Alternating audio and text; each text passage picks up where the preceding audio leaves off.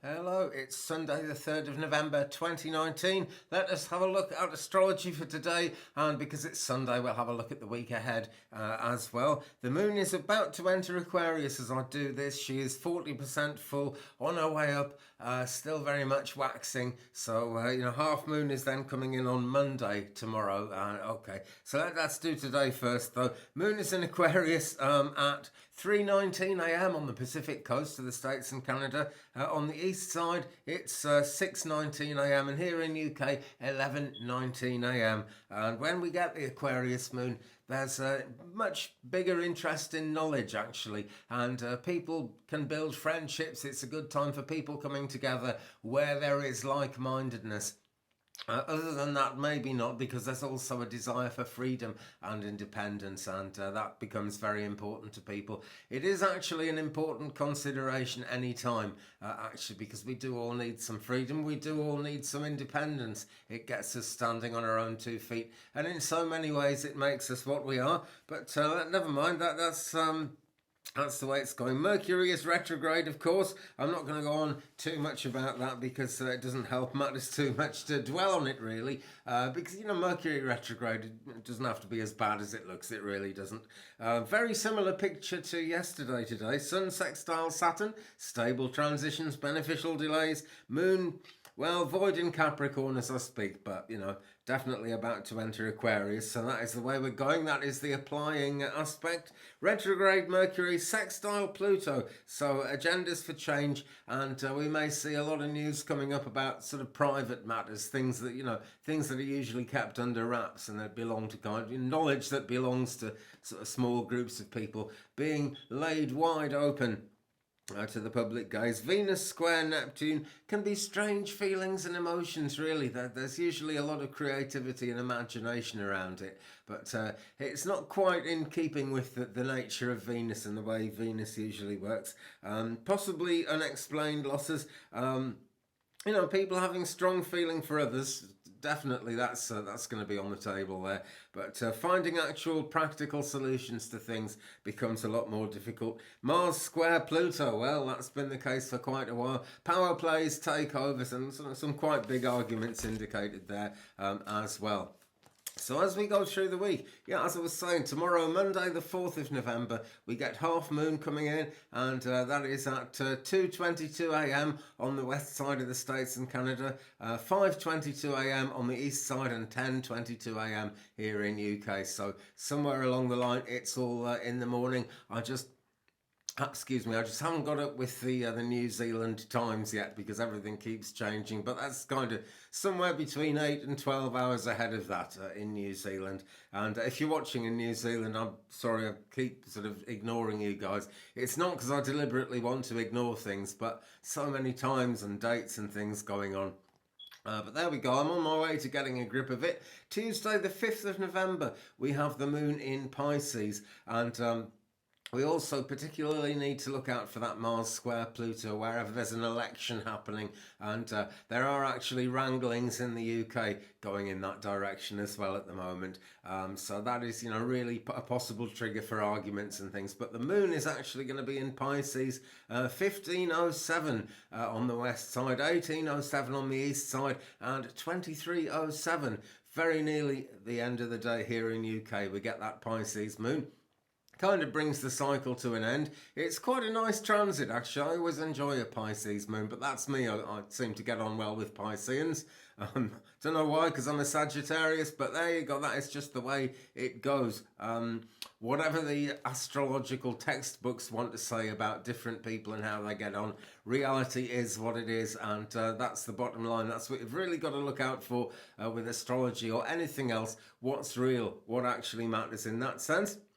Thursday the 7th, we get the Apogee, and the moon is still in Pisces at that time, but Apogee is when the moon is as far away from the Earth as she gets. It's kind of an egg-shaped transit, so the lunar influence is actually quite a bit less at that time, even though the moon is actually waxing and coming up to full. Let's just have a look and see if I can quickly find out when she's going to be full.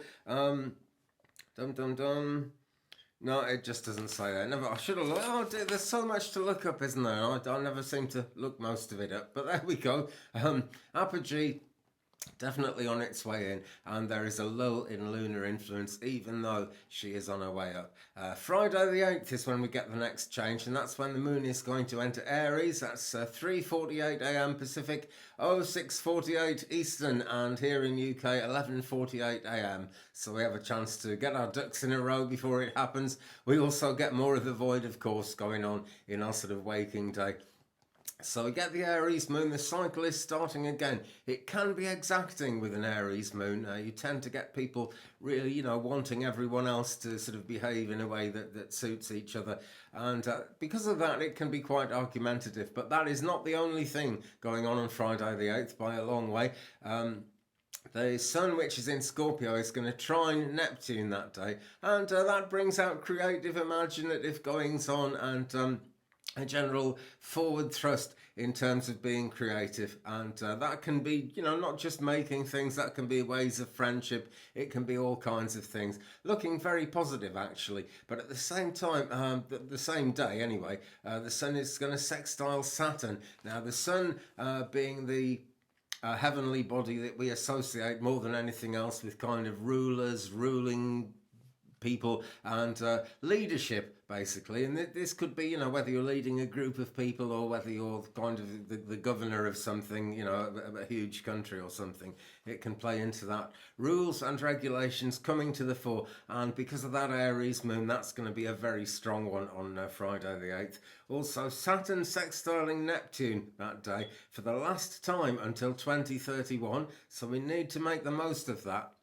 And that's a curious one. It's a great one if you're like a medium or into spiritual practices, healing, whatever that might be, because it sort of unites it unites the material world with the spiritual world. Could be some very interesting dreams, and if that happens, I would write those dreams down and seriously take note of them. I would always do that with your dreams actually, because it's so important. Another important thing about dreams is to hold on tight to them. There was a song about that in the British charts back in the 80s, and it's a very true thing. If you don't hold on tight to your dreams, the story of life, the progression of life doesn't really go in such a stimulating, such a forward motion kind of way as it would otherwise. So your dreams come in for a reason. Do be aware of those, particularly next Friday the 8th, but actually pretty well any time.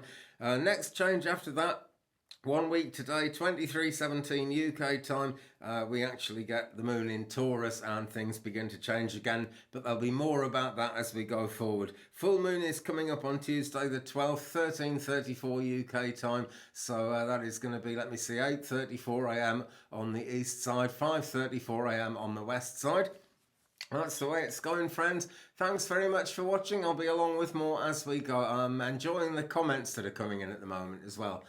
Seems to be quite a friendly time on the internet, and why wouldn't it be? But I'll have to make a video about this. I was sort of hinting at it with my "Why Does YouTube Suck So Much" video the other day. There's been this really happened, by the way. This isn't a conspiracy theory. A Samsung satellite crashed into someone's backyard somewhere in America, and it's kind of come out that the internet is storing lots and lots of, it says selfies, but I guess lots of other kind of internet information being stored on satellites, and it just shows me that the game is changing, that the internet is changing. Maybe it won't always be like this. I have this fear that maybe not just what I'm doing, but what every spiritual kind of YouTuber is doing at the moment is being kind of gathered up and being gone over by artificial intelligence, and eventually there'll be some kind of robotic hybrid of all of us talking on YouTube, and the rest of us won't get a look in. But things are always changing, aren't they? But hold on tight to your dreams and stick to what you believe in. Don't be just, it's always good in so many ways to go with the flow, but if the flow is taking you in a direction that you don't want to go in, just forget it, because it's really not worth the hassle. Okay, friends, that's my look at the astrology and a bit of moaning as well for the weekend. I'll be back very soon with more, so thumbs up please if you've enjoyed it. Subscribe, hit that tap the bell button thing, leave me a comment, because it's great sharing the journey, and I'll see you again very soon. Peace.